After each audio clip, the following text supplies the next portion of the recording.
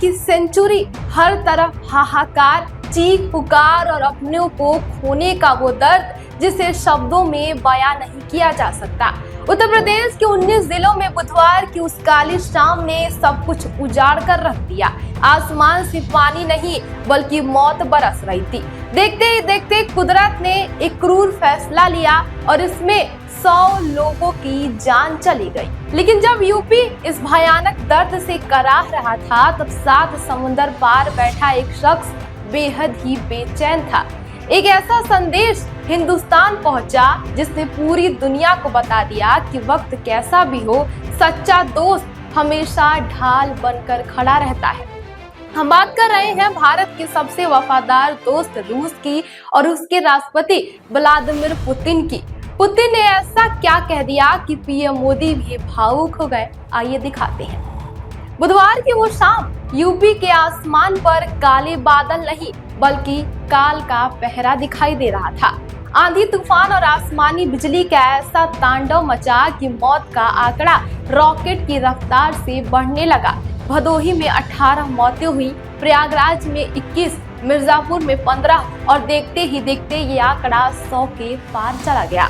कहीं आसमान से गिरी बिजली ने हंसते खेलते परिवारों को राख कर दिया, तो कहीं 50-50 फीट ऊंचे विशालकाय पेड़ ताश के पत्तों की तरह ढह गए। पूरा का पूरा सूबा इस अचानक आई आफत के आगे बेबस नजर आ रहा था।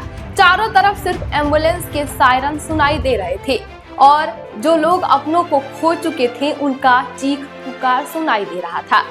लेकिन इसी शोक के बीच मॉस्को से एक ऐसा संदेश भारत पहुंचता है जो कूटनीति से कहीं ऊपर था। रूस के राष्ट्रपति व्लादिमीर पुतिन ने सीधे प्रधानमंत्री नरेंद्र मोदी और राष्ट्रपति द्रौपदी मुर्मू को एक पत्र भेजा। पुतिन ने साफ कहा कि यूपी में हुई इस भारी तबाही से वो गहरे सदमे में पहुंच चुके हैं। पुतिन ने अपने संदेश में लिखा कि उत्तर प्रदेश में आए इस प्राकृतिक आपदा से हुए जान माल के भारी नुकसान पर मेरी गहरी संवेदनाएं हैं। अपनों को खोने वाले परिवारों के साथ मेरी पूरी सहानुभूति है और मैं घायलों के जल्द ठीक होने की कामना करती है। दोस्तों, इसे कहते हैं असली दोस्ती। जब दुनिया अपनी रणनीतियों और फायदे में उलझ रही है, तब पुतिन भारत के एक राज्य में आई आपदा पर नजर रखते हैं और फौरन अपने दोस्त पीएम मोदी का ढांढस बंधाते हैं। इस संदेश ने साबित कर दिया कि संकट के हर मोड़ पर रूस की ये दोस्ती भारत के साथ मजबूती से खड़ी हुई है। इस भयानक तबाही के बीच तबाही की कई कहानियां आई, लेकिन एक कहानी ऐसी भी आई जिसे सुनकर आप दंग रह जाएंगे। आपने हॉलीवुड फिल्मों में बवंडर इंसानों को उड़ाते हुए देखा होगा, लेकिन बरेली में ये कोई फिल्म नहीं था बल्कि एक रियल लाइफ थ्रिलर के तौर पर देखने को मिला। मिलिए नन्हे मियां से। फिल्मों का वो मशहूर डायलॉग है ना कि मौत को छूकर टक से वापस आना। ये डायलॉग नन्हे मियां पर 100% सटीक बैठता है। काली शाम नन्हे मियां एक बारात घर से टीन शेड के नीचे छिपे हुए थे। अचानक तूफान का वेग आता है तो उन्होंने उड़ते हुए टीन शेड को रोकने की पूरी कोशिश की और पकड़ ली, लेकिन कुदरत का कहर देखिए। वो टीन शेड कैसा था और कागज की तरह उड़ने लगा। और इतना ही नहीं, वो टीन शेड 50 फीट ऊपर हवा में उड़ रहा था।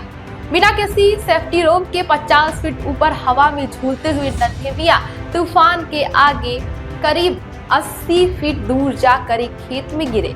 हाथ टूट गया, शरीर चोटों से चूर चूर हो गया, लेकिन साक्षात मौत के मुंह से निकलकर आज वो अस्पताल में जिंदा बैठे हुए हैं। वो खौफनाक मंजर याद करके आज भी उनकी रूह कांप जाती है।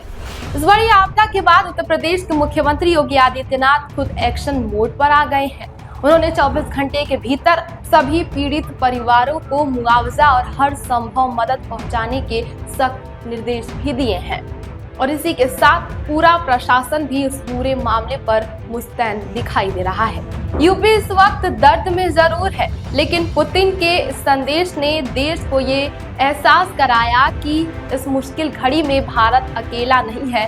दुनिया का सबसे ताकतवर मुल्क और उसका नेता हमारे दुखों के साथ खड़ा हुआ है। फिलहाल इस खबर पर आपकी क्या राय, हमें कमेंट बॉक्स में जरूर बताएं।